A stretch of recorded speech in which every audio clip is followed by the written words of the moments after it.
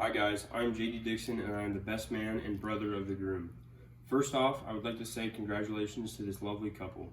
I never would have thought my brother Scott would be marrying a woman so famous and out of his league as Kendall Jenner. Some guy from small town Iowa marrying a multi-millionaire from California seemed pretty crazy at first, but I guess they made it work. Scott and I have had our rough patches over time. Things like fighting, arguing, and telling on each other happened every day. But since those days, we have grown up and become very close friends. Growing up, I never would have thought he'd get a girlfriend. Now I'm standing at his wedding giving his best man speech. I remember our trip to LA after my senior year, and the first time we met Kendall.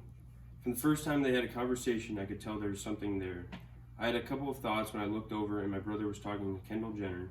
First, I was shocked that she had even given him time of day to talk.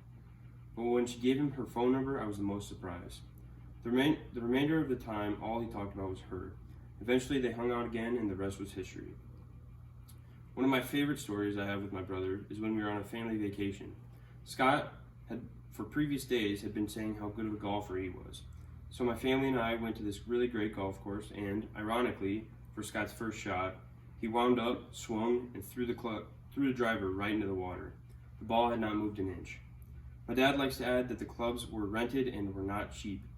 The rest of the trip, my dad and I made jokes about his great golfing skills. Another story I like to share about me and Scott is the time when he ran face first into a tree. We were both in elementary school and we were having a water fight.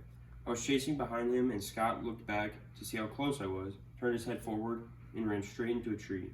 Luckily, his only injury was a broken nose, but that is a story I will never forget.